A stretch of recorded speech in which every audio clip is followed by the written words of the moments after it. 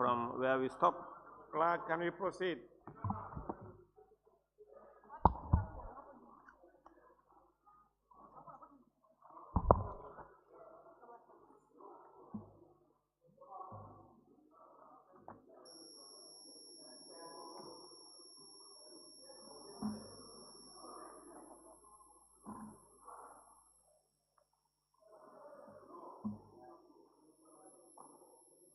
Clerk, Chairperson, can you continue? Thank you very much, Honorable Speaker. I rise to table before this August Assembly the report of the Select Committee on Education, Training, ICT for consideration and adoption by plenary. The report pertains to the scrutiny of the Cybercrime Bill 2024, which was duly referred to the committee following its first reading on the 4th of March 2024 and second reading on the 18th of March. Honorable Speaker, in executing its mandate, the committee held extensive consultations with key stakeholders, including relevant ministries, security agencies, civil society, and technical experts. In total, we met with 31 witnesses and we received 7 position papers with varying opinions. Methodology. During the review of the bill, the committee adopted face-to-face consultations, a review of position papers, a review of treaties and conventions, a review of other acts of parliament with similar laws like in Zambia and Kenya, and the validation meeting with the committee members. I'm on page 5. Now, on the subtitle, the committee recommends the subtitle to change now to be read as Cybercrime Act 2025. Number 2, on interpretation. I'm on page 5. Now, on interpretation, the committee recommends that the deletion of A and B under authorized persons. If you look at authorized person on the interpretation, it has A and B. So we recommend A and B to be deleted because it's not necessary. Then we go to child pornography. The committee recommends the following to be added to the child pornography definition, which is whether material, real or simulated, and now we read as material or data, whether real or simulated.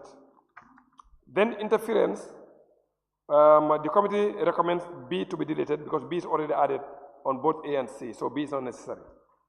Then we go to publish.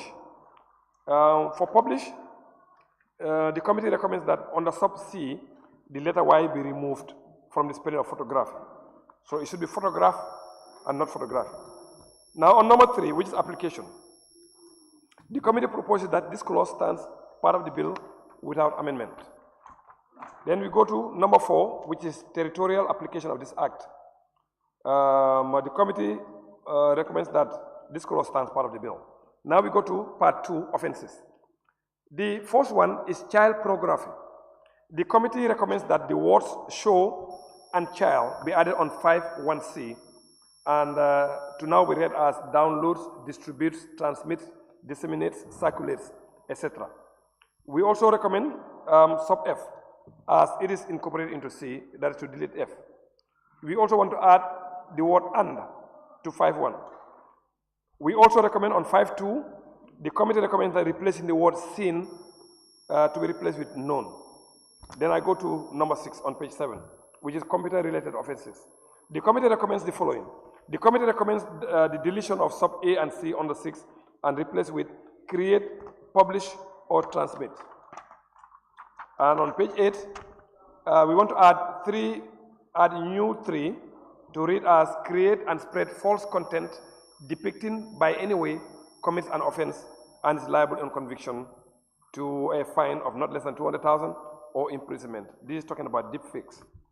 Then on number 7, which is cyberbullying, the committee recommends that the numbering to be read as sub 1, 2, and 3. There's a problem with the numbering. And number 8, unlawful acquisition, usage, and distribution of sexually explicit content, the committee recommends that E be added on 8.3 to read as share instead of share. Number 9, unauthorized access to computer data, the committee recommends the clause to be stand without any amendment. On number 10, the committee recommends that renumbering also be done. And on number 11, the committee recommends that the clause stands part of the bill. Then I go to 12. The committee recommends that under subclause 12.8b to be amended in case of body corporate, to a fine of not less than $3 million. Then we go to number 13, unlawful supply of possession of computer data. The committee recommends that under clause 13, the words and phrases below be included: receives and possess, that is, offers to supply. On number 14, computer-related extortion, fraud, and forgery, the committee recommends the word extortion be removed because it has not been used in this clause. On number 15, clause criminality of a body corporate, the committee recommends the clause stands part of the bill. Then I go to part 3, which is powers, search and seizures and store computer data. The committee recommends this clause to stand part of the bill. On number 17, the committee recommends on subclause 5A to delete the first period of the warrant and change it 1 month to 30 days to be more consistent throughout the bill. Now on page 10, that on subclause 9, the fine be increased from 3 million, now we read as a service provider which fails to comply with an order on a warrant, commits an offense, and is liable on conviction to a fine of not less than $3 million or imprisonment for not less than. So you're going to see that most of the fines actually, the committee recommends for the fines to be increased. And if you go all the way to 20, you will see similar things. Then I go to page 11. If you go to page 11, number 21, which is production order, the committee recommends the following. The committee recommends that in subclause 2A, subsection C be added, and to read as grant access to the password to the investigation. Now I go to part 4, international cooperation. Number 22, 23, 24, we don't recommend any changes, so they stand alone. On number 25, the committee recommends that on subclause 2, the minister be changed to the Attorney General and Minister of Justice instead of the Minister of Digital Economy. Number 26, clause 26, 27, there are no changes. The committee recommends to maintain them as is. On number clause 28, which is mutual legal assistance regarding assistance stored computer data, the committee recommends that subclause 2K be rewarded to read as include an agreement for the payment of the damages or cost fulfilling the request. On clause 29, the committee recommends for it to stand as is. On clause 30, the committee recommends that the word "the" be put before powers. On number 31 and number 32, the committee recommends that, and number 33, the committee recommends no change as they would like to stand alone. Finally, Honorable Speaker, the committee recommends additional offenses which were not part of the bill. And the first one is about child grooming, which means the process, actions, or behavior used to establish an emotional connection with a child under the age of consent for the purpose of facilitating or encouraging sexual conduct. Or the committee recommended that one on number 1. That's on page 13. The second offense the committee recommends is child solicitation, which means persuading, luring, or attempting to persuade to lure a child into sexual activity through the use of computer or computer systems. Now, the third offense the committee recommends is online human trafficking. I know that one is very familiar. Then we go to number 4, the fourth recommendation, which is prohibition of the recording of private conversation without prior notice. The committee recommends that a person commits an offense if that person using a computer system records a private conversation without notifying the parties to the conversation. They commit a crime. Number 5, which is cyber extortion. So it's just extortion, but now you're using computer system to do extortion. That's number 5 on page 14. Now, in conclusion, Honorable Speaker, the committee is of the view that it is satisfied that the Cybercrime Bill 2024 represents a timely and crucial legislative intervention in addressing the evolving threats posed by cyber-related offenses in the Gambia. The committee is further convinced that the bill, once enacted with the proposed amendments, will provide law enforcement agencies and the judiciary with enhanced legal tools to investigate, prosecute, and prevent cyber offenses while safeguarding individual rights and ensuring due process. Accordingly, the Select Committee recommends that Cybercrime Bill 2024, as amended, be adopted by Honorable Assembly for enactment into law. The committee reaffirms its commitment to supporting legislation that strengthens the rule of law, protects digital rights of Gambians, and promotes a secure, inclusive digital economy. I beg to move.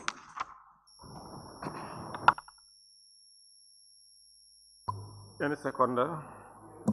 Member for Fonyi Councillor, you have the floor. Thank you, Honorable Speaker. I beg to second the motion and also want to participate in the debate. Honorable Speaker, we believe that this is a very important bill. The bill, if it is passed, will enhance the economic benefit in where security will be paramount in terms of ensuring data, privacy, and also security. And again also, the bill in its totality will also combat what we call combating crimes. Not only that, also, the bill will also serve as a tool that will also protect individuals, not only that, and also organizations. So I believe that it is of good to all of us as members to waste no time, accept, we work on facilitating and see it done. And therefore, if this bill is passed, it will regulate online activities. But if you look at us now as a country, it's very difficult for us to regulate issues that are happening online. But if it is passed, it will also help in facilitating that. And again also, it will facilitate internal, it will facilitate internal cooperation, where if any country which is very prone and doesn't have data security and cyber crimes issues will also affect. And it's crucial as it provides a legal framework in which the country will be in the right footing. On that note, I hereby beg honorable members, let's not even debate. Can we pass this report as it is? I am seeking, Honorable Speaker, as you are not hearing me. Yes, I said as I want to suggest from all honorable members, this is a report that has no crucial difficulties. I agree, and I want all members, we don't need to debate, let's pass it as it is, for the acceptance of all members. As we all know, this is a crucial bill. On that note, I thank you all. I want to move a motion. With your permission, Honorable Speaker. Without debate, we pass it as it is. Hence, we all know the crucial and the importance of this report. And it's done efficiently, very well and straightforward. And I also thank the members. And again, also the clerks. So I hereby move a motion without no debate, if it is accepted, all members. Thank you very much. Member for Talending Kunjang. I rise to second the motion. Honorable members, there are two motions, so I will first move the motion for this assembly to consider the report, and then I will come on to, and I'll also put a question for the last motion to adjourn the debate. And I'll put on the first question.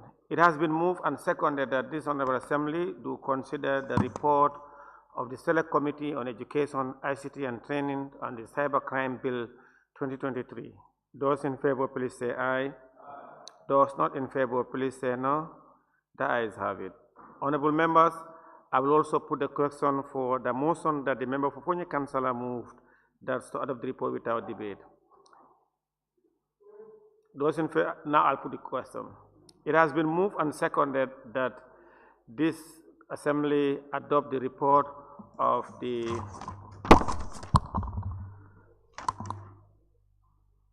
Select Committee on Education, ICT and Training on the Cybercrime Bill 2023 without debate. Those in favor, please say aye.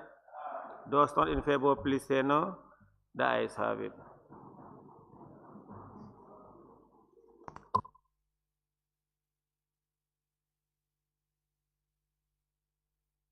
Clerk, we may proceed.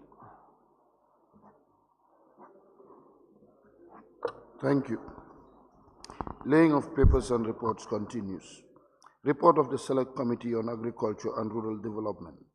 Follow-up tour on the implementation of the resolutions passed by the National Assembly on the matter of the SECOs by the chairperson of the committee. Chair.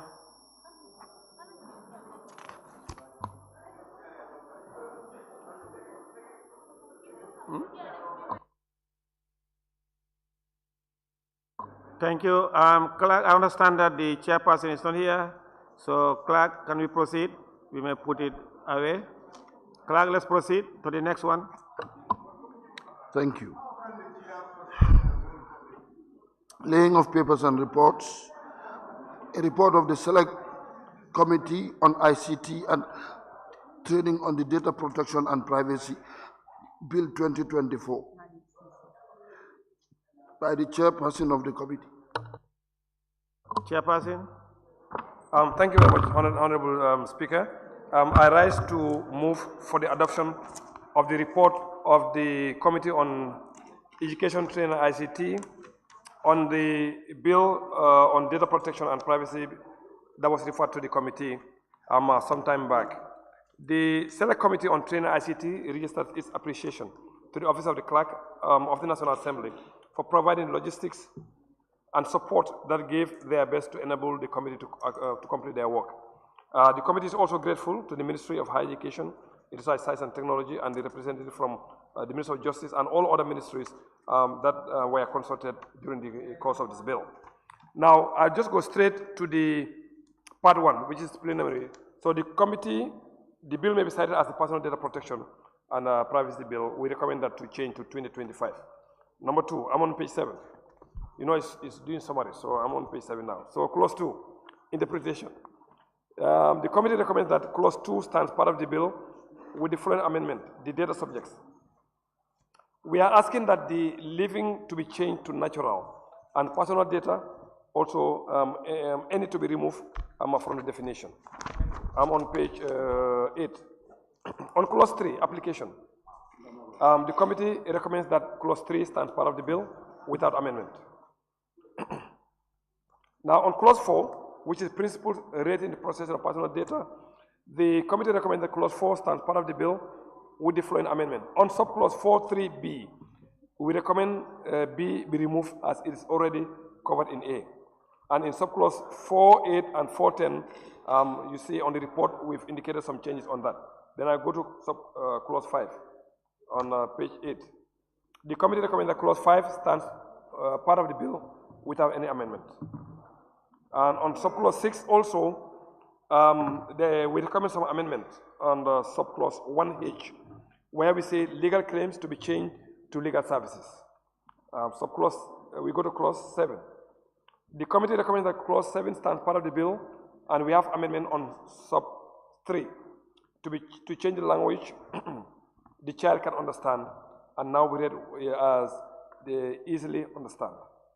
On clause 8, which is condition for consent, the committee recommends clause 8 stand part of the bill without any amendment.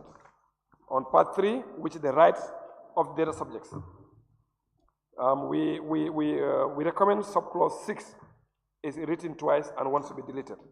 And on clause 10, the committee recommends that the clause stands part of the bill without amendments. On clause 11, we recommend some amendment, plain language to be changed to the language he or she understands. And on clause 12 to 15, the committee recommends that clause 12 to 15 stand part of the bill without any amendments. On part 4, offenses, the committee recommends that subclause 1A stands part of the bill with the following amendment, where we are saying 1A to be read as, in case of an individual, a fine not less than $500,000, imprisonment for a term not exceeding 3 years or both. And if you look at subclause 17 also, there's an amendment on 1A and 1B. The clause to be cited as selling of personal data. Now, on subclause A, to be read as, in case of an individual also, we decided to increase the fine. And when you go to subclause B also, the case of a body corporate to a fine not less than $1 million or 5% of their gross income, whichever is greater. On page 12. Recommendation. Now on clause 18, we made a recommendation on 18.2A and B also to be stand part of the bill with the 2 amendments. A, in case of individual also is about the fine, and also in case of a body corporate also is also about the fine. On clause 19, we recommend 1A, 91A and 1B, some changes also relating to fines and imprisonment. Then I go to 20. On clause 20 also, we have changes on the 2A and 2B also, and it's all related to fines that we intend to increase as recommendation. We go to clause 21. When you go to clause 21 also, is also related to fines that we are recommending for them to be increased, and also as well as the increment, like imprisonment terms. Clause 22, false statement made in response to a notice requesting information. The committee recommends that 22(2)(a) and B stand part of the bill, but we also recommend an amendment dealing with fines and also imprisonment. On clause 23, destruction of falsification of information requested by the commission. We are making a recommendation that 23(a) and B also stand part of the bill with amendments relating to the fine and also relating to the increment on imprisonment as well. Clause 24, which is criminal liability of a body corporate, same thing. We want it to be stand part of the bill without any amendment. Then we go to part 5. That is clause 25, transparency. The committee recommends that clause 25 stand part of the bill and also with the following amendments. 1, we are recommending that unlawful to be added to the clause. On number 26, the committee recommends the clause 26 all the way to 35 stand part of the bill without any amendments. Then clause 36, exceptions. The committee recommends that clause 36(1) stand part of the bill with the following amendments, like subclause E be deleted, and clarity is needed on subclause H from the minister. Part 7, transborder flow of data. The committee recommends renumbering of the parts. Part 6 in the bill should be part 7, and part 7 in the bill should be part 8. Clause 37 to 38, the committee recommends them to be part of the bill without any amendments. Then we go to 39. On clause 39, the committee recommends that the ministry gives clarity to this clause, as the commission under the 8A is already established. So they need to tell us exactly what they want to do, whether to increase the number of commissioners or what exactly what they do. So we're making a recommendation for them to tell us exactly what they want to do here. Now on clause 40, the committee make a recommendation on 41G, 41H, and 41S. And again, we are saying to change the word court to ministry, and 41H, change the phrase president and the National Assembly, and on 41S, delete the similar indicators. On clause 41, the committee recommends that clause 41 stands of the bill with the amendments below to amend the subclause to reflect the use of law enforcement and obtaining court order. On clause 42, the committee recommends that subclause D should be reviewed. More clarity is needed from the ministry. That is the Ministry of Information. On clause 43, the committee recommends that clause 43 stand part of the bill as is. And on part 8, clause 44, funds of the commission. The committee recommends that subclause 1 and 2 should be deleted to indicate that the funds of the ATI commission will suffice. On clause 45, regulations. The committee recommends that clause 45 stands part of the bill. I beg to move. Abandon. Any second, the member for Fonye Kansala. Yes, thank you, Honorable Speaker. I hereby move second the motion on the bill entitled Data Protection Bill. Honorable Speaker, we believe standardization of ICT in this global village won't work effectively without data protection. And in line of the little summary that I want to bless the report, ranging from protection against data breaches. When a bill of such is in place, it will now erase some of those issues that a country will slowly move. Again, also individual control over personal data. This is one thing that is also will be very instrumental so far when this bill is also passed. Building trust and confidence, where each and every one of us will be able to handle, and data will be flowing in your own capacity without any hindrance or so. Also, it will also protect vulnerability of groups. We all know how important data is, but when a bill of such is in place, all those things will also be history. In safeguarding and also personal information, this is also a core and a center stage of that. Again, also, it will also support innovations and economic into a country. So these are all key important things that we've went through over vigorous engagement that we had. A lot of stakeholders were involved. And in line, this is a report that is done perfectly. And I also thank the General Committee members who were very instrumental in the work, though it was a very difficult task for us, for all of us in this past committee engagement. We had a lot of reports, but thank God they are here. and also thank our various clerks for a job well done. Honorable Speaker, with the indulgence of this parliament, the parliament of ours, my people and my fellow parliamentarians, I hereby move a motion without no debate in light of this important bill. Honorable Speaker, I hereby move a motion without no debate, inshallah. Thank you very much. Any seconder? Ulis? Thank you very much, Honorable Speaker. I rise to second the motion. Honorable members, thank you. It has been moved and seconded that this Honorable Assembly do consider the report of the Select Committee on Education, ICT and Training on Data Protection and Privacy Bill 2024. Those in favor, please say aye. Aye. Those not in favor, please say no. The ayes have it. Honorable members, I will take the second question. It is moved and seconded that this Assembly adopt the report of the ICT and Education Training Select Committee on Data Protection and Privacy Bill 2024 without debate. Those in favor, please say aye. Those not in favor, please say no. The ayes have it.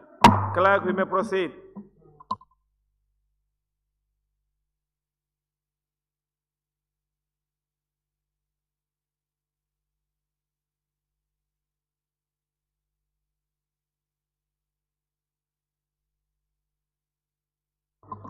Honorable members, let me now put the question for us to adopt the report. Be it resolved that this Honorable Assembly do adopt the report of the Select Committee on Education, ICT and Training on the Data Protection and Privacy Bill 2024. Those in favor, please say aye. Those not in favor, please say no. The ayes have it. Clerk, we may proceed. Thank you. Laying of papers and reports. Report of the Select Committee on Agriculture and Rural Development. Follow-up tour on the implementation of the resolutions passed by the National Assembly on the matter of the SECOs by the Vice Chairperson of the committee. Honorable Chair, Honorable Speaker. Chairperson? Honorable Speaker. Honorable Speaker. Now, hold on. I'll come to you. Clerk, is agriculture? Where is the chairperson?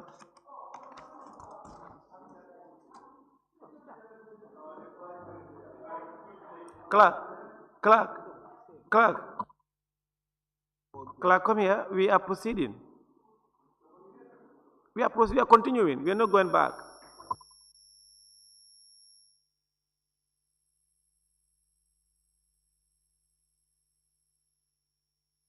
No, if we are to come to that one, to agriculture, I have to instruct the clerk to do that. For this one, I have not done that. We are continuing. Clerk should not have done that.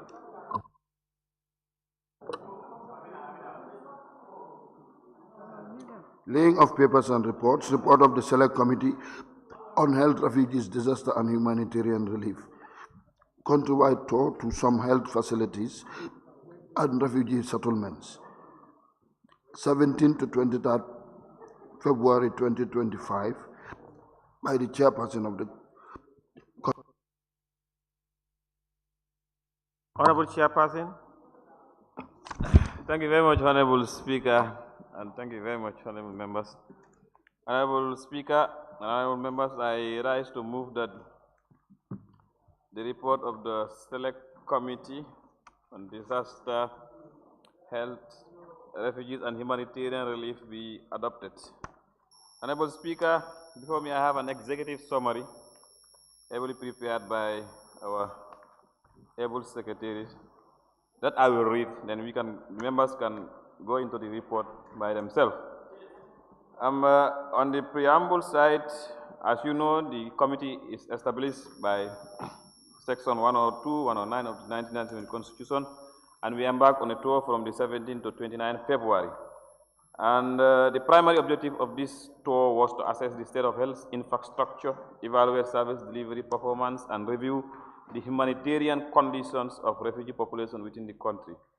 Thorough direct engagement with facility managers, that is officers in charge, refugee leaders, local authorities, and technical personnel the committee gathered first-hand information to inform its finding, observation, and subsequent recommendations. Progress in the health sector. The oversight visit confirmed that the government of the Gambia, in partnership with development stakeholders such as the World Bank, African Development Bank, and through domestic funding mechanisms like the Government Local Fund, GLF, has made commendable strides in expanding healthcare access nationwide.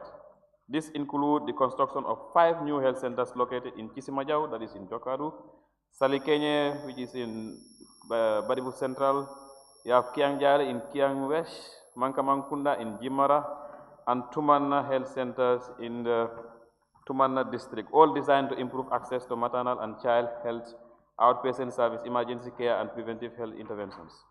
Simultaneously, Honorable Speaker, significant investments are underway in the rehabilitation and upgrading of major health facilities such as Farafenni General Hospital, Buyam General Hospital, Kaur Health Center, Yerobawal Health Center, and others, which include Chairman Minor Health Center. And others, these projects aim to modernize infrastructure, improve medical equipment, and enhance working environment for healthcare personnel, particularly in underserved rural communities. Honorable Speaker, the committee further observed that establishment of critical national level facilities, including National Emergency Treatment Center in Farato and the West Treatment Center, which are designed to enhance emergency response capabilities, improve waste management, and strengthen public health resilience in line with global standards. On humanitarian and refugee response, Honorable Speaker, the Gambia continues to play a pivotal role by hosting substantial number of refugees, mainly from Casamance region of Senegal. Refugee communities located in Boyam, Sibanor, and Bulok have benefited from government interventions and, of course, support from Gambia Commission for Refugees, that is GCR. The United Nations High Commission for Refugees, UNHCR, and other humanitarian actors also have supported them. This effort focuses on providing healthcare, education, legal assistance, and livelihood support to refugees, thereby promoting their integration and dignity within the host communities. Despite these efforts, the committee noted pressing challenges relating to the lack of formal documentation for refugees, limited access to farmland for subsistence farming, and reduced financial support for education and healthcare due to scaling down of external donor funding. These gaps continue to undermine the long-term welfare, security, and self-reliance of the refugee population. Honorable Speaker, in summary, the key observations and, of course, some findings that the committee have noted. The oversight revealed the following systematic challenges affecting both the health and refugee sectors. 1. Unreliable utilities. Persistent power outage and water shortages severely constrain healthcare deliveries in multiple facilities, exacerbated by faulty solar system, inadequate generators, and poor network connectivity. 2. Critical shortage of essential medicines. Most facilities reported frequent stockouts of essential drugs, which compromise the quality of care and patient outcome. 3. Severe human resource deficits. Staffing levels are critically low, with acute shortage of midwives, nurses, laboratory technicians, and other skilled health professionals. The lack of adequate staff quotas further compound this challenge, especially in rural postings. Honorable Speaker, 4. Inadequate equipment and transport. Several facilities lack functioning ambulances, diagnostic equipment, and medical supplies necessary for effective service delivery and emergency response. Honorable Speaker, again, on 5, infrastructure gap, poor road conditions hinder access to health centers, especially during emergencies and adverse weather conditions. Delays in construction and rehabilitation projects were also noted, largely due to supply chain disruption and congestion at national ports. On refugees, Honorable Speaker, refugee protection challenges. Refugees remain without formal documentation, limiting their ability to access essential service and legal protection. Inadequate land allocation for agriculture and reduced support for education and healthcare were also highlighted as major concerns. Waste management limitations. Although the Waste Treatment Center represents a major step forward, operational constraints such as fuel supplies, limited collection vehicles, and logistical challenges continue to hamper its efficiency. Now, Honorable Speaker, moving on to key recommendations. As I said, I am summarizing. The key recommendations as far as the committee have also made available Given these findings, the committee put forward the following priority recommendations for urgent consideration and implementation. 1. Utilities and infrastructure. Provide reliable and sustainable electricity solution for all health facilities, including proper wiring, solar energy system, and functional generators. Construct borehole at health facilities to ensure continuous and safe water supply. Improve and rehabilitate road networks leading to health centers and refugee clusters to facilitate timely access, especially during emergencies. 2. Medical supplies and equipment. Strengthen the national supply chain for essential medicines to prevent stockouts. Of course, that's why when the consideration of the medicine-related product bill was pushed to next session today, the committee, it doesn't go well with the committee because we know what we are faced with. Equip all facilities with at least one fully functional and well-equipped ambulance. Provide adequate delivery-based diagnostic equipment and essential medical tools to all facilities. On human resource development, Honorable Speaker, recruit additional healthcare personnel, including midwives, nurses, and technicians, and prioritize deployments to rural areas like Chamen Nyanija and, of course, Njau and Kauru. Construct and renovate staff quarters to provide safe and dignified accommodation for healthcare workers. Include healthcare staff in government loan schemes and welfare programs to improve motivation and retention, and this especially in hospital staff, among hospital staff rather. Waste management, number 4. Allocate sufficient resources to waste treatment center to ensure uninterrupted operation, including fuel supply and functional collection. Trucks, as we speak currently, they are supported by the World Bank, but you know that is not sustainable. We have to take it up by ourselves. Expand waste management training to facilities, staff improvement, waste segregation system at the point of generation. That is at the level of the facilities. 5. Refugee welfare and protection. Expedite the issuance of formal documentation to refugees residing in the Gambia to regularize their status and improve access to essential service. Honorable Speaker, this is a major problem also. Facilitate the allocation of larger plots of land to refugees communities for agricultural use to promote food security and self-reliance. Integrate refugees into national healthcare and educational system and explore the establishment of targeted subsidies or social safety nets in collaboration with development partners. 6. Project management and delivery. Improve project coordination to minimize delays in constructions and rehabilitation of health facilities. Address logistical challenges related to material importation by enhancing capacity and efficiency at the Gambia Port Authority. 5. Financing and sustainability.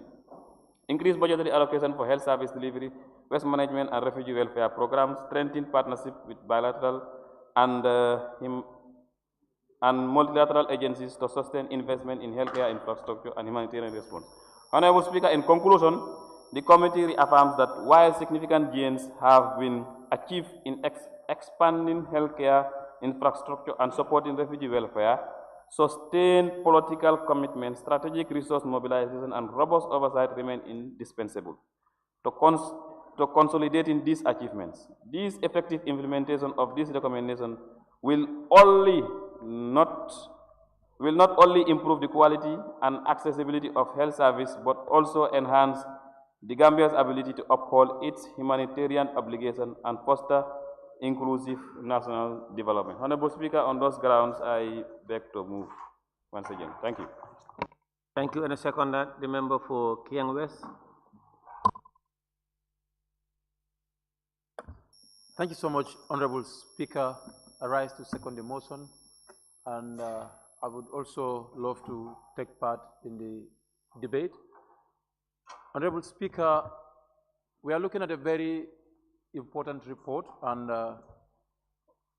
Honorable Chair of the committee has given us a very brief explanation of the report, what is required from us. Yesterday, Minister took the podium here and responded to some of the questions which are dealt with in this report when it comes to shortage of medical personnel and poor road condition linking to medical facilities, and all these are challenges that honorable members ask questions with respect to.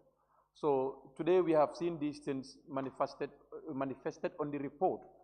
What we would urge the committee to do is, you have established these things, and this is exactly what various National Assembly members has raised concern on as far as their questions are concerned. I think having corroborated those things now, we need to just adopt this report and make a follow-up to make sure that health centers where there is no health workers, because Minister read a paper here yesterday to say some health centers were having only one trained health worker, only one trained nurse, some two, some three.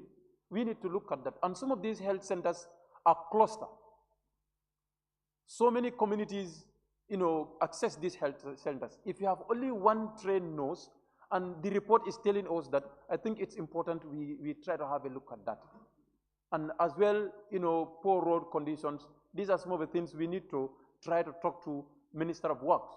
Let us not say it is not my constituents. If there are places in this country where accessing medical services is a problem, it should be a cry of all of us. This is why we established a committee to represent all of us. So when committee speaks, they speak on our behalf. So the committee is speaking on our behalf, and these challenges are there. So let us try to talk to the ministry to ensure that they train more nurses. Areas where there are some of the equipment problems, we try to ensure that when we come here next session, we can report that some of these problems are resolved. So this is my contribution, Honorable Speaker, and I'm appealing to all the members. Let us try to make this a task upon all of us. Health is quite expensive, but communities are better than each other. Some communities are really suffering as far as the report is concerned. Thank you so much, Honorable Speaker. Thank you.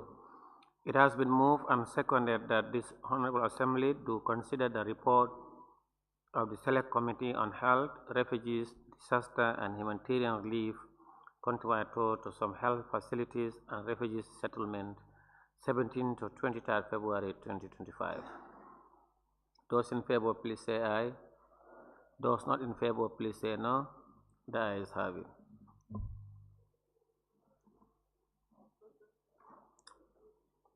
Honorable members can now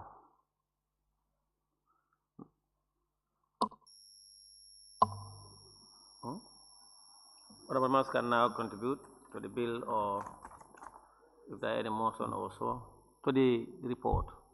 Yes, member for Fonyi Councillor. Yes, I think it's a quick one for me. I'm not moving a motion for this time. Before they will just hook me as a motion mover. Honorable Speaker, I think the committee have done a numerous job. For Obuyam, and also I think when they visited, it's a project that is ongoing, but currently we are in the rainy season, and I think the current work as of now need urgent assistance. Because what happened is the corrugated INC that they have removed currently is making a challenge. And we are in the deep rainy season. I think yesterday I've discussed that with the minister. So he said he will visit the area to avert, because I believe if a project has starts, it has a starting and an ending date. So I think the committee also could also follow up on that regard. Honorable Speaker, in the issue of water, I wonder, major health centers or even hospitals, the like of Edward Francis Small Teaching Hospital, maintenance is a big challenge. And I think the committee in their recommendation have also talked about that. So most of these issues, I think management, hospital management are an issue. I believe also in their recommendations, what I wanted to suggest was each and every of those health centers, the chair is here, a timeline could be given. For example, issues of water, what is the water problem? And when do they want, should that problem cease? Some of them is just a mere maintenance. And I think also they've also talked about issue of a functional, at least a functional ambulance. So if you want to build a perfect health center without mobility, it's a big challenge. And sometimes also, even you go, the Honorable Chair, I think I will also remind you, some hospitals or health centers, they'll even tell you that the ambulance has no battery. A mere battery. These are challenges that you could not even blame the government. So I think institutionally, I don't know whether it's possible. We can carve a line where a punishment could be indulged to some of those health centers and staffs. A battery, problem of a battery in an ambulance, and now those management within the core of that hospital go scot-free. So on that note, I think they did a great job. But I think also what my honorable member of Kian said, a follow-up could be made, a follow-up. We are saying zero tolerance to failure of health centers, zero tolerance to failures of hospitals, especially in Demban. Demban is a dead row. So committee take note and make follow-up. So I therefore end my. Thank you. Thank you very much. Thank you. I now invite the member for Fonyi, who is Uli is. Thank you very much, Honorable Speaker. I thank the committee very well for the effort that they have done. They went as far as the end of the country, that's Wuli, for the Kunda Health Center, which is very commendable. Honorable Speaker, in the report, Tumana is now identified to have this health center. The former MP from Tumana has clamored for that for the last 5 years, but now it is considered. Tumana is a very big constituency, and there is no health center or government health center, as I know. So this is very commendable. We thank them for that. Honorable Speaker, on reliable utilities in health centers is a very big challenge, which we need to address now. I could remember in the 5th Assembly, we passed a bill here. I think it's, we ratified an agreement where all the health centers would have been solarized. And even some schools were part of it, I could remember. But we don't know what happened to it. Maybe it's still in the pipeline, but that would have been followed up to see that if it is still ongoing, then that is a good thing that will deal with these areas. Honorable Speaker, I think the issues identified in Kunda are actually the issues there. But one issue that is not captured is lab for these pregnant women. I think that we need to add that to the challenges there. On that note, Honorable Speaker, I just thank you and thank the committee very well for. Thank you. Thank you. I will now invite the member for Joshua.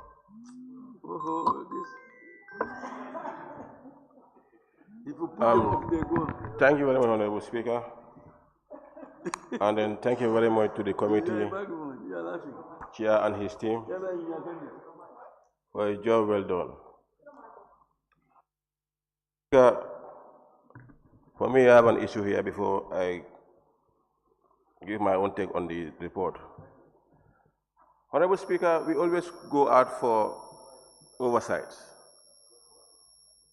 spend resources, come back here and spend time to report. But when we are reporting, who are we reporting to? Where are our guys? Nobody is here.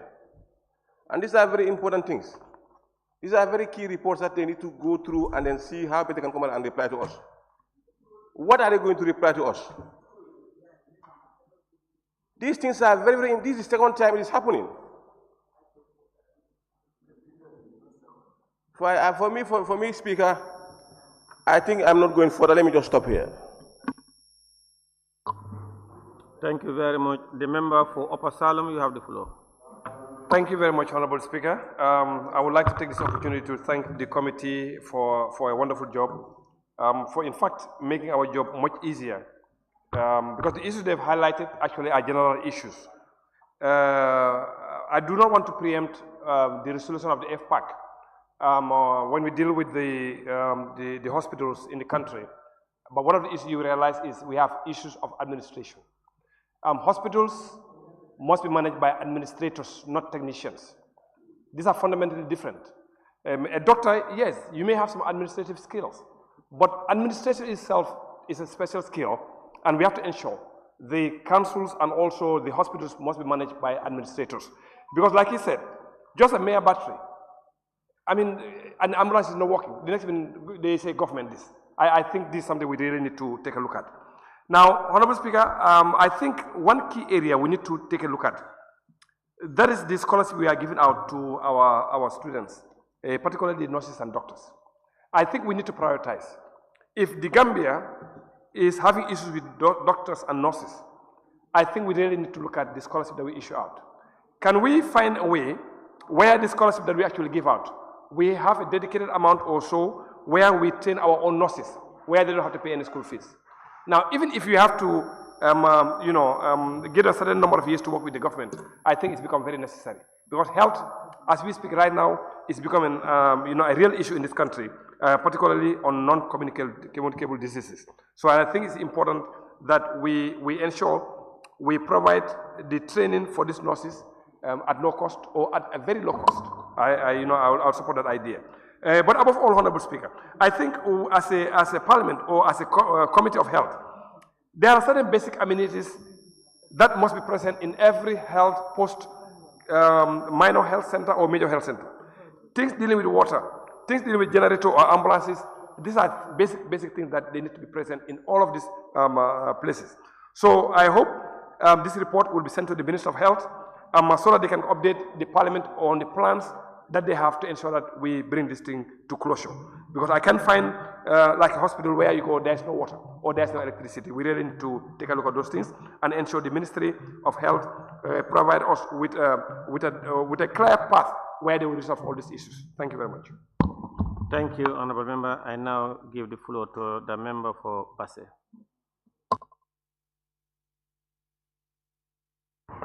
Thank you very much, Honorable Speaker.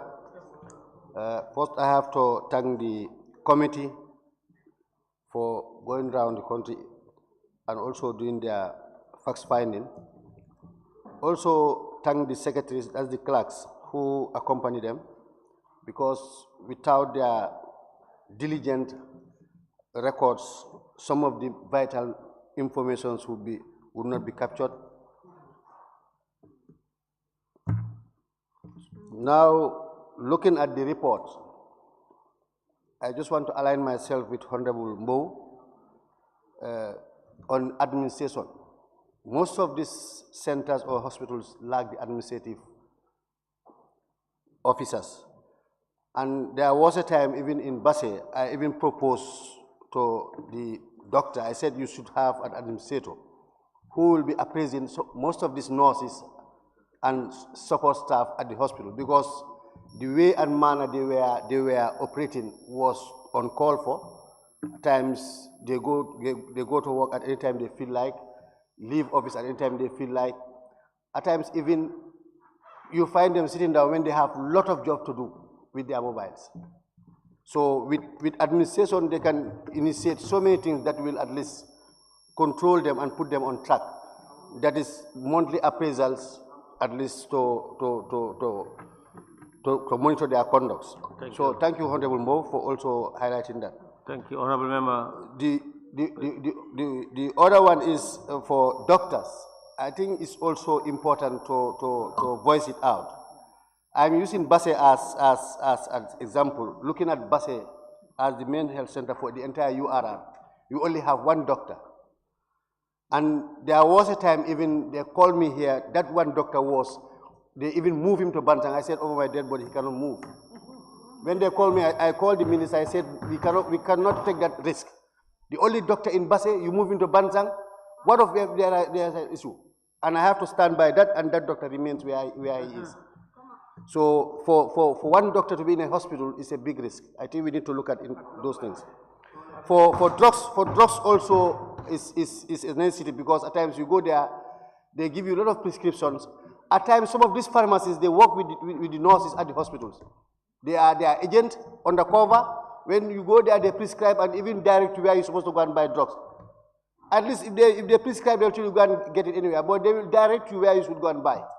So it means there's something connected to it. So which we should look at. Electricity is a necessity, because without electricity, some of the facilities or equipment within the hospitals will not function. So I think it's important, especially when it comes to Tumanna, the late Asan Musa Kamara Health Center. It's without electricity, and it's important for it to have electricity. So Honorable Tumanna, that call for before about the electricity is important. They should have electricity by now. Security also is paramount, because for Basse at times the doctors they complain when some patient came with, come with their people, at times they don't give them the opportunity or the chance even to do some, their analysis. So they are disturbed, especially when you come with your mother or your uncles. They went right inside where they normally diagnose them. So at times they are harassed or they are disturbed. So security is important in these hospitals, so that at least they will help the doctors to execute their job very well. For the maternity facilities, I think this one also is an issue which the hospital management should look at, because there are certain equipments which are lacking in the maternity centers in some of the regions. And I think it should be looked at, because it is very critical looking at the analysis and the records of the maternity childbirth. So for that being the case, I have to thank the committee for doing that wonderful job and presenting it to the plenary. So I'm now appealing on members to also adopt this report and thank the entire committee. Thank you so much. Thank you. Thank you very much, Member for Sabah Sanjal. You have the floor. Thank you very much, Honorable Speaker. I also wish to thank the committee for coming up with some of their general recommendations, even though they haven't visited any of the health centers in Sabah Sanjal, because we have 2, and most of them have some issues, but I have not seen them address that. It's like the committee members has prioritized visiting health centers in their areas and jumping orders, which is not fair. Honorable Speaker, yes, because I have seen that the chair have visited Nyanija and almost all the health centers in Nyanija. Very unfair. And they jump Sabah Sanjal. They have also visited your area, yeah? Upper Salom. It's like they Salom nice and Nyanija nice, everything. So, Honorable Speaker, to be honest, I'm not very much happy with that. But in one of their recommendations where they said they should construct and renovate staff quarters to provide adequate and dignified accommodation for healthcare workers, I think this is a very key recommendation, and that needs to be put into consideration. If it needs or requires budgetary increment, we should try to do it. Because I can remember the staff in Sanjal Health Center have to even reach out to me as a member of parliament for me to buy them mattresses. And I don't think that is my responsibility as a member of parliament.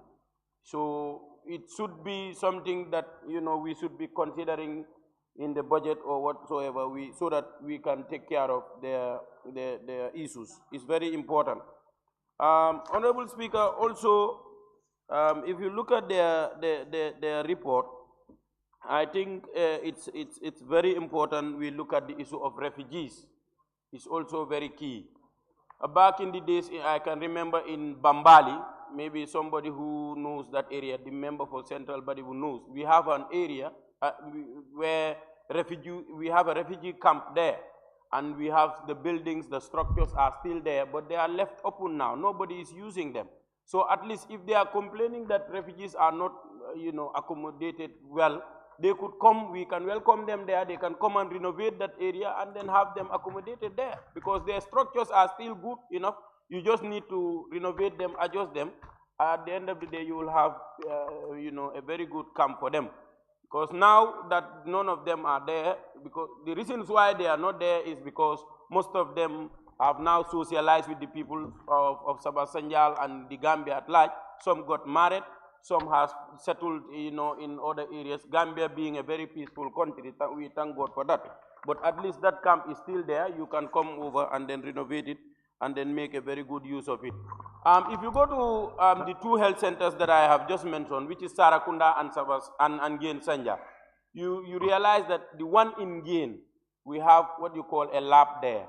But the lab, the AC is not working.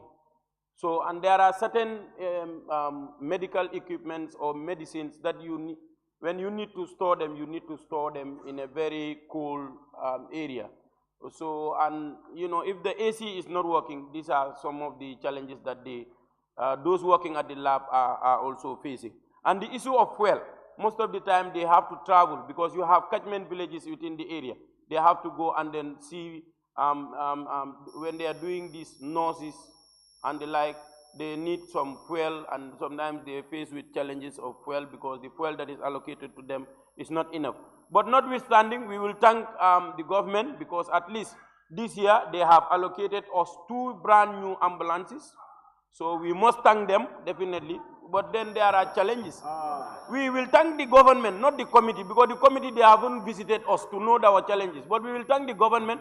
At least they have given us 2 brand new ambulances, one allocated to to Sarakunda, and the other one to Mgen Sanjal Health Center.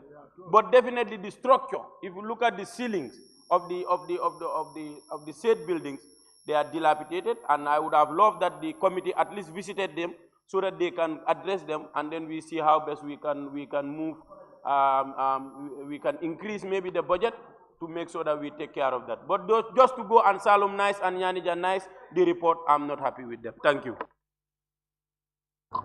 Thank you very much.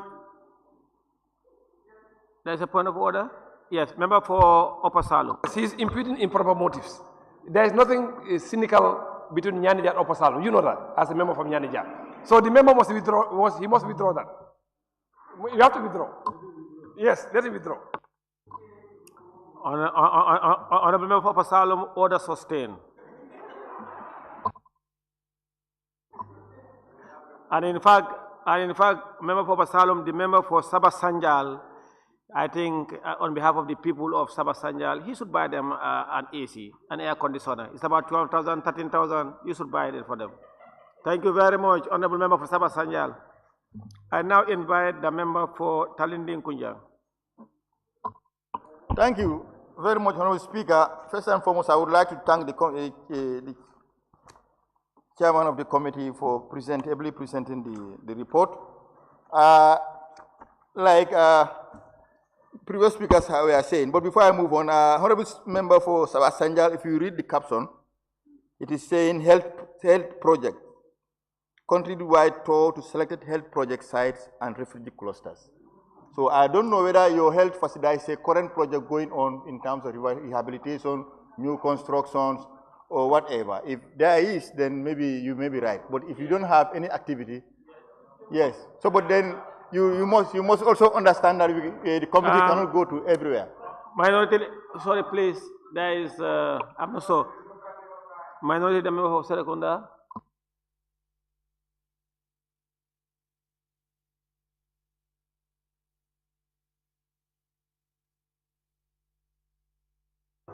Order, honorable members, order.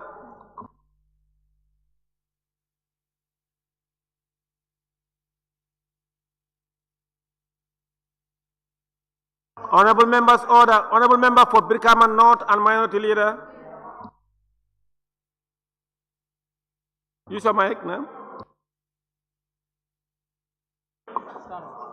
You know, Minority Leader, because of the noise down, so what I wanted to say is that to move the motion to complete the business. No, time is not on your side.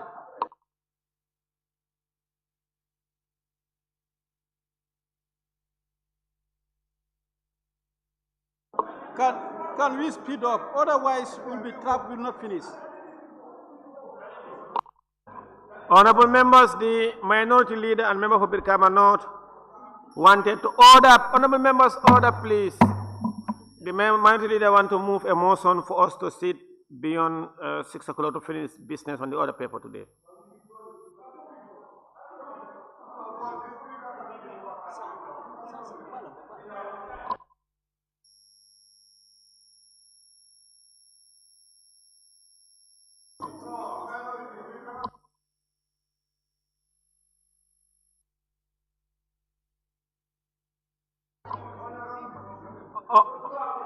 Honorable members, you know, Honorable Minority Leader, about 3 days ago or so, one of the members wanted to move a motion. Order, honorable members, order.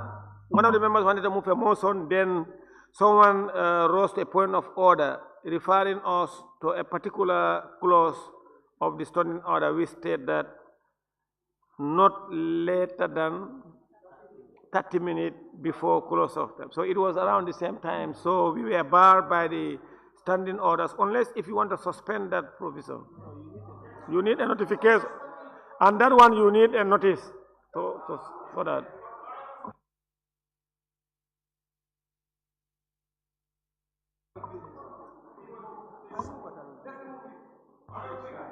No, yes. I'm just appealing we fast track so that he can lay it. But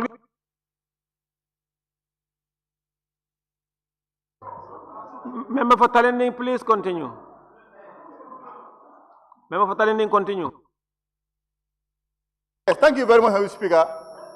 Honorable Speaker, if the remaining time can accommodate for that exercise, we can just as well. Can only accommodate if members minimize their contribution. Because this is their report, they went round as in a project. Because we have just 20 minutes to go. But I know the resolutions are very important because they are based on a report. And FPAC should write, Council Assembly to write to councils to provide those things within 30 days or so. I think they are should be based on this resolution. So if they are not passed now, during this session, it means it has to wait until. So yes, so for me, let me withdraw that chair can contribute, yes. Then if members want to stop, if they want to adopt the report like.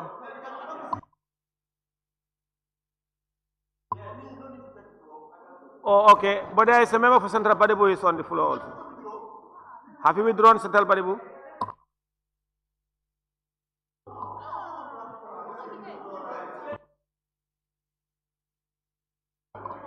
Member for Central Badibu.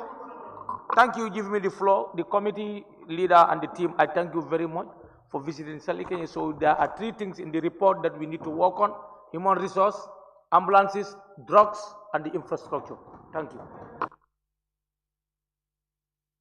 Thank you. Can I now call the mover as the chair of the Health, Disaster and Humanitarian Relief.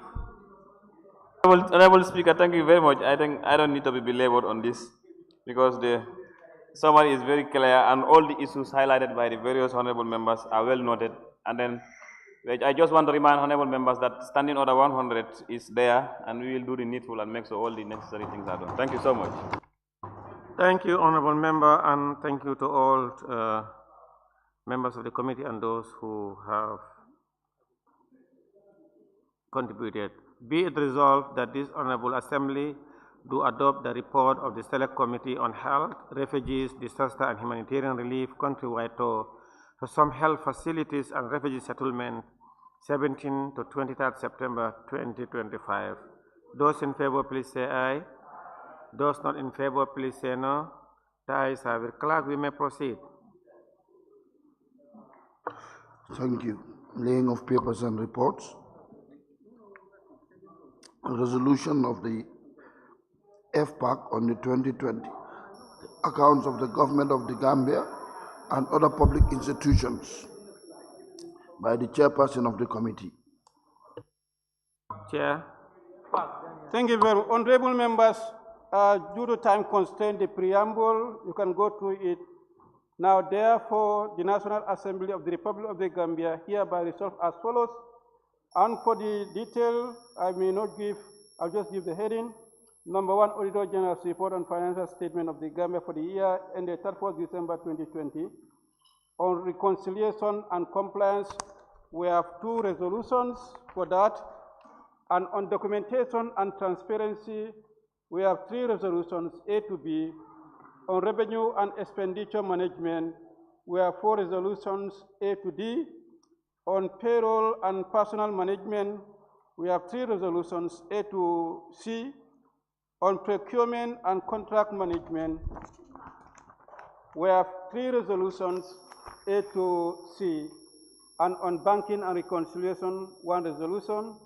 Debt and loan management, 3 resolutions rather.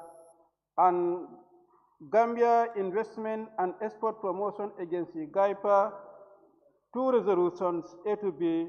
Gambia Revenue Authority, GRA, 3 resolutions. In the Independent Electoral Commission, 2 resolutions, A to B. And National Nutrition Agency, NANA, 3 resolutions, A to C. Public Utilities Regulatory Authority, PURA, 3 resolutions. Bansan General Hospital, 6 resolutions. Bondo Maternal and Child Hospital, 7 resolutions. Biam General Hospital, 8 resolutions. Fapena General Hospital, 4 resolutions. And Kanifing General Hospital, 9 resolutions. Said Regional Eye Care Center, 5 resolutions. And Mansakongo Area Council, 8 resolutions. Kuntau Area Council, 5 resolutions. Kerwan Area Council, 11 resolutions. Kanife Municipal Council, 13 resolutions. Banjul City Council, 9 resolutions. Basse Area Council, 1 resolutions.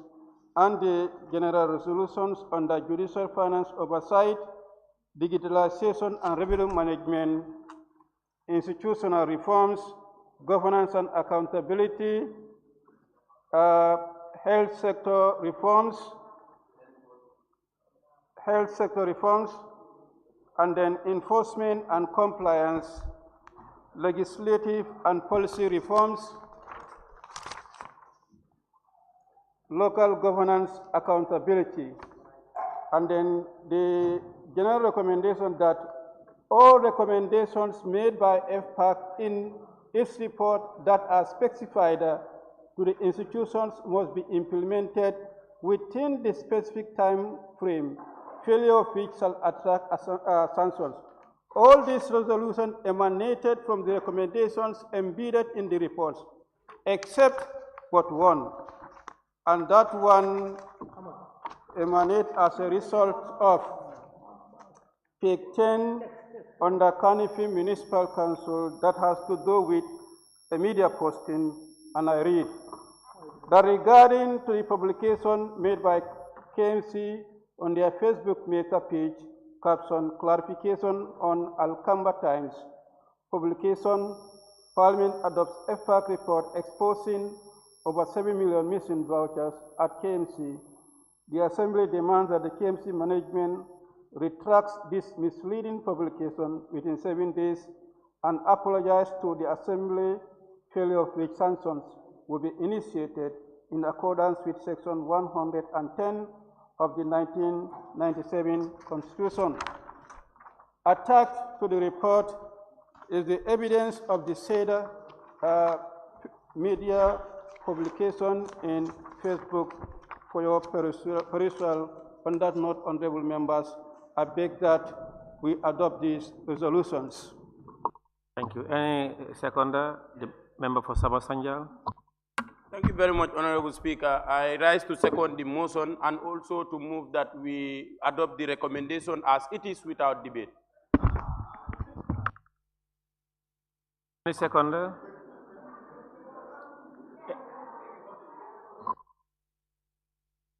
Any seconder? The member for Serekunda? Yes, Honorable Speaker, I rise to second the motion.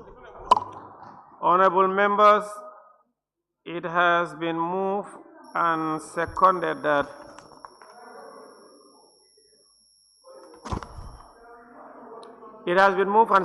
this Honorable Assembly. Order, honorable members, order please, order please, order. Kian West, what is the problem?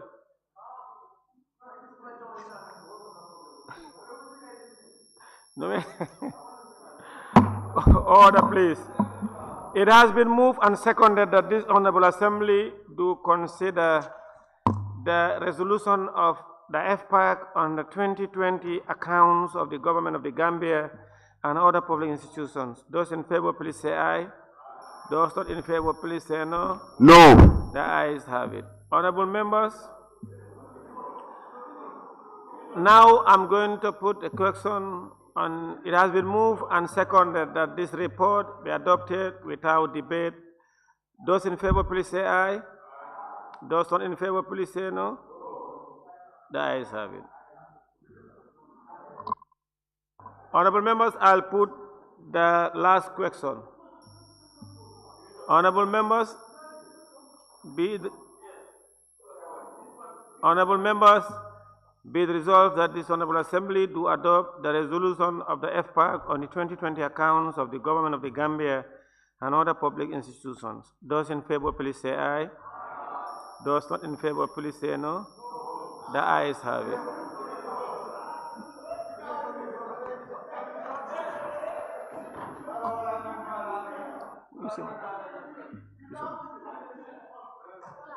Clerk, we may proceed now to agriculture.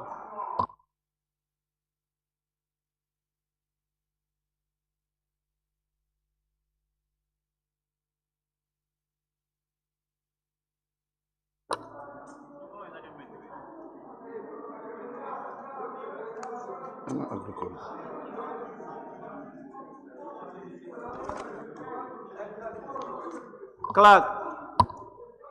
Laying of papers and reports.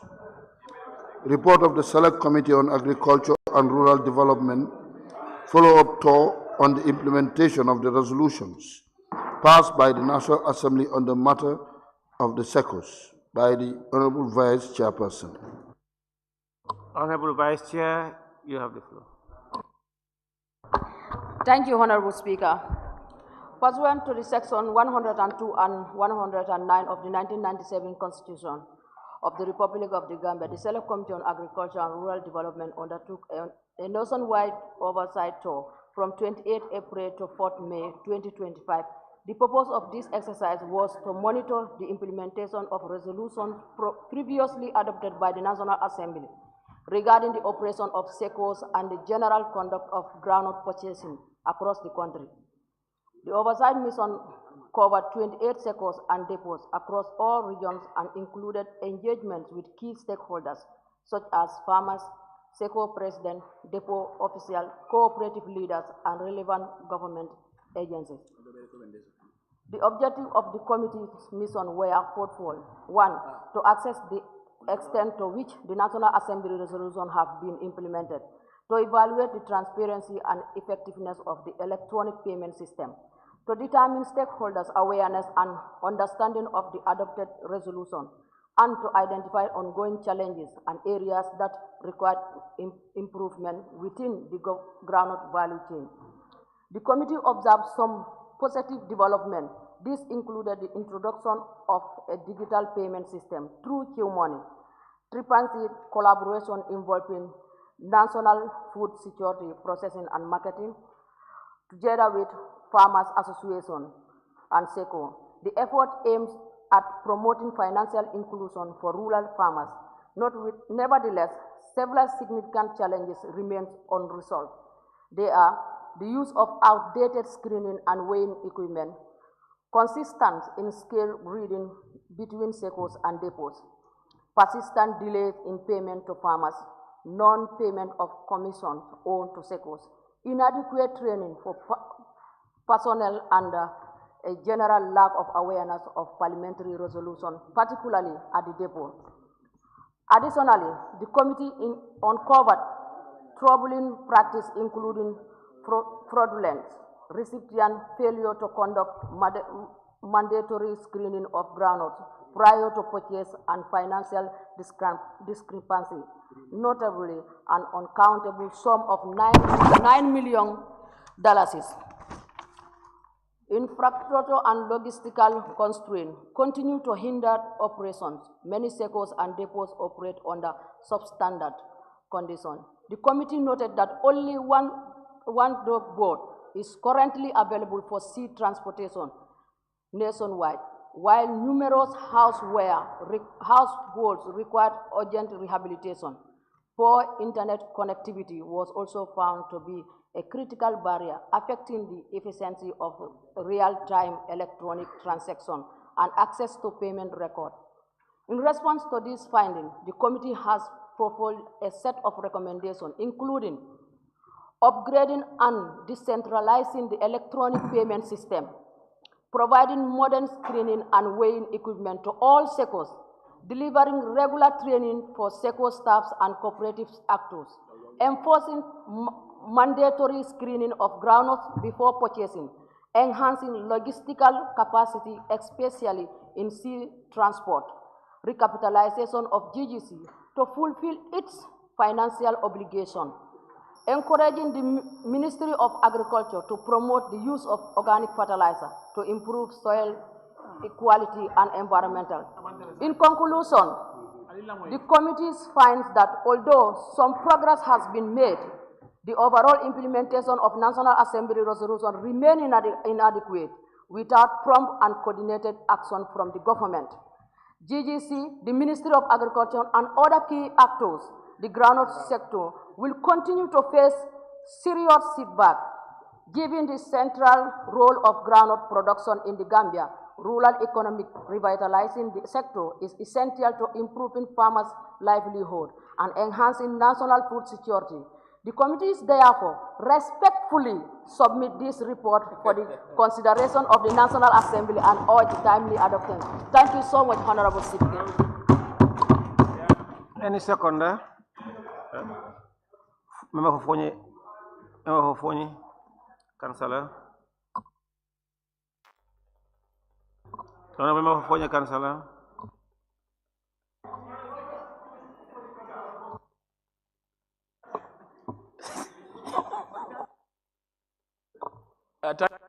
Thank you, Honorable Speaker. Looking at the constraints of time, we only have 2 minutes. So I therefore second the motion, and I also do ask for us to pass the resolution without debate. Thank you. Members, we have 6 minutes to, yes, 6 minutes. Honorable Speaker, the member for Central Badibu is sleeping. You have to wake him.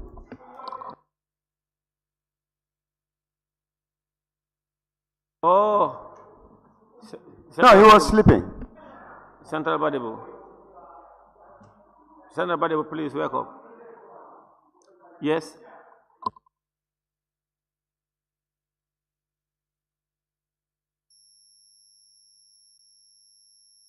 For the councillor, I didn't hear that. Based on the time, I hereby second the motion, and I also, sorry, I thereby second the motion, as also move a motion to pass the resolution without debate. As we all know, that time is not available. Yes, thank you. Any seconder? Sabasanjal. Sabasanjal, please. Thank you very much, Honorable Speaker. I wish to second the motion, but also to thank the presenter. And what she has made a very important point, which is about the decentralization of payment. Our people in Sabasanjal have.